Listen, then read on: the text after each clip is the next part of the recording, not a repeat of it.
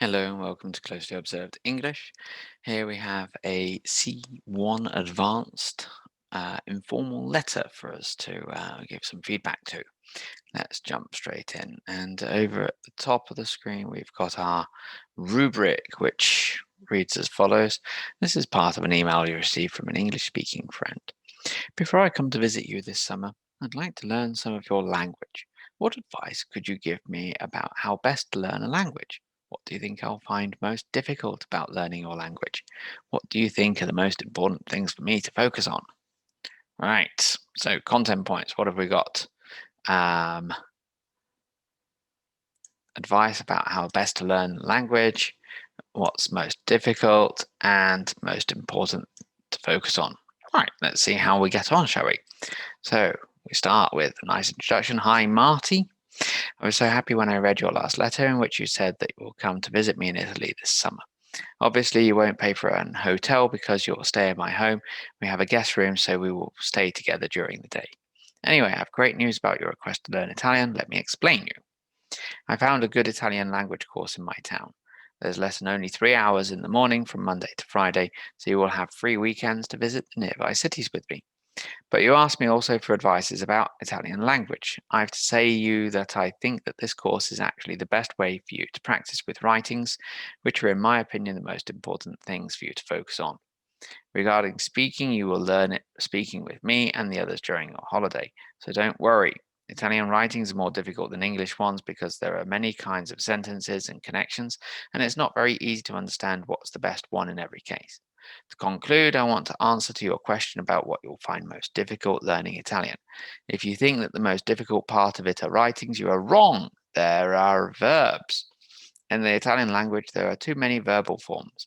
Their use depends by many factors like previous sentence, if the name is singular or plural, but I don't want to scare you before you start. Write soon and remember to tell me the day and the time of your flight arrival. Give the best wishes to your parents. Right. Okay. So let's think about the content then. First of all, look again at the rubric. It says, before I come to visit you this summer, I'd like to learn some of your language. Now, how much of this gives advice on what Marty can do before he arrives? Almost none of it, I would say. It's very nice that he's arranged a language course in town, but unfortunately, that's not going to help before the arrival. So that's a bit of a problem, isn't it? Um, yeah.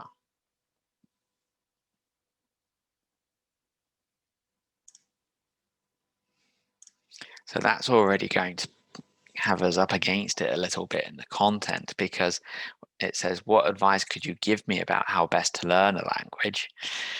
Saying that I found you a language course in town doesn't answer that question. What do you think I'll find most difficult about learning your language? There's a lot here about writing, um, which he thinks is the most important thing to focus on for some reason. Now, especially, it's weird because it says, regarding speaking, you will learn it speaking with me and the others during your holiday. Yeah, but he wants to learn before he gets there. So that's a bit of a problem. The most difficult thing actually turns out to be not writing, but language, the verbs in the language. So that's explained a little bit later. But I'm going to say that if I was being kind, I'd give it a 2. I'm going to say it's a 2 heading down to a 1.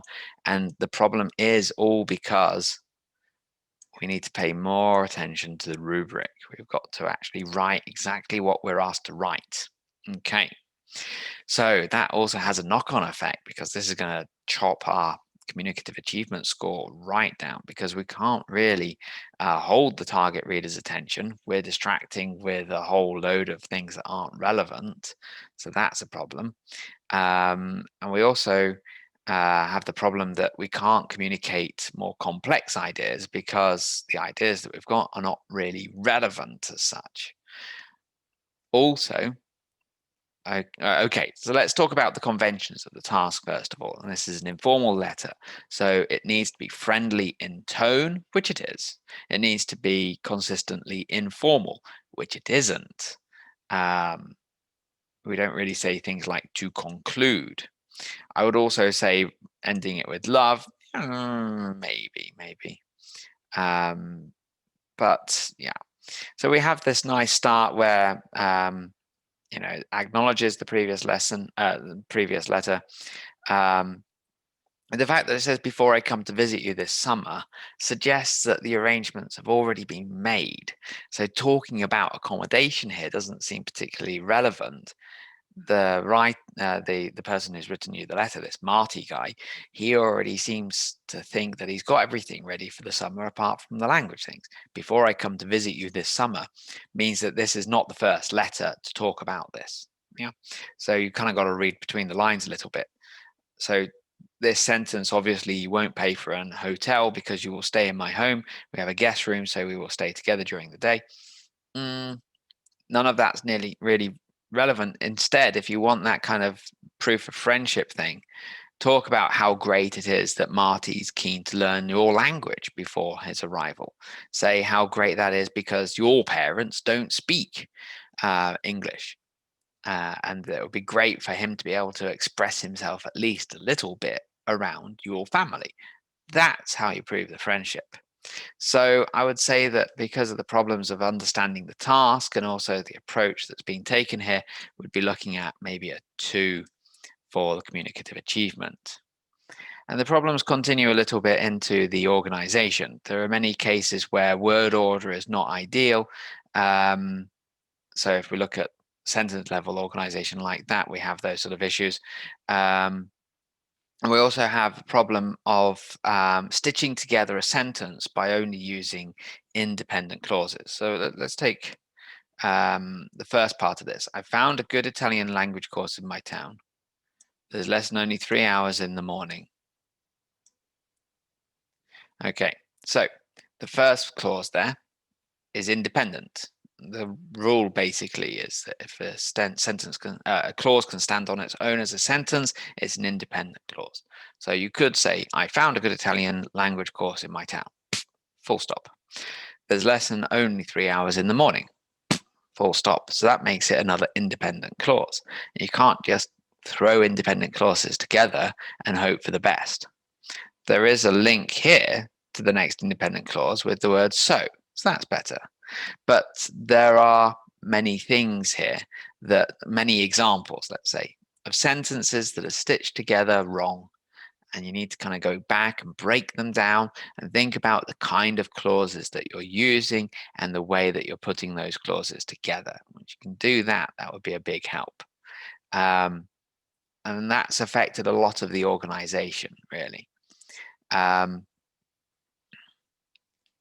I'd also say that when you introduce this thing with to conclude, you're not actually concluding, you're talking about the next thing, which is the most difficult thing about learning the language. So you're marking it in the wrong way, essentially. So we're going to be going for a 2 there. And then that brings us on to the language. And on the whole, the language is not perfectly controlled throughout the text. There are the errors are not really going to get in the way of communication too much, but they add up.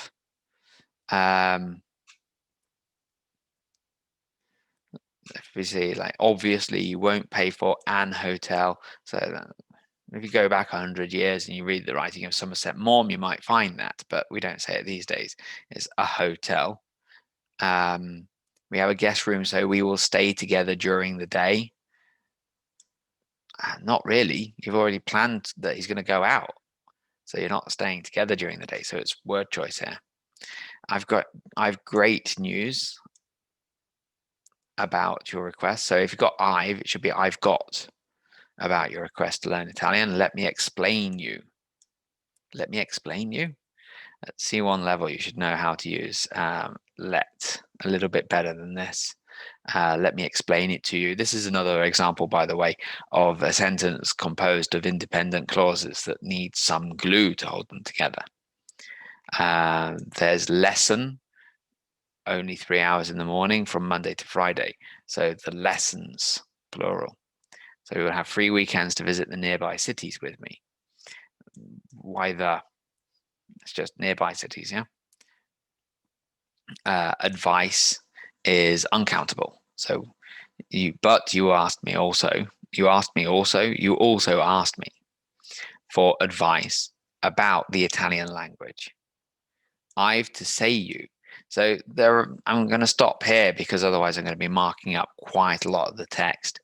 Um, go back to the basics a little bit. Just go through the grammar guides that kind of outline how you use these sort of structures. Go back through and see if you can highlight some more yourself. Finding your own mistakes and working on correcting them will actually be more effective to you in the long term than if I go through step by step and I outline everything that needs work. So for the language, then I would say that we're looking probably at a 1. It's the sort of thing that would get a pass at B2 first. It wouldn't get more than a pass at B2 first, and at B2 first, band 3 is equivalent to band 1 at C1 advanced. You know, they have high expectations at Cambridge, rightly so. For C1 advanced, it's not an easy exam by any means. And I would say that this is the sort of text that you need to look at to learn from your mistakes, to develop them further. Go back to the drawing board in large part. But it's really crucial. Everything comes back to the first thing, which is that you need to read the rubric carefully, understand the context around the rubric, be aware of what you're actually writing about, what's come before in the imagined world of the rubric, and what is expected of you here. And on that point, I shall say goodbye for today. Thank you very much.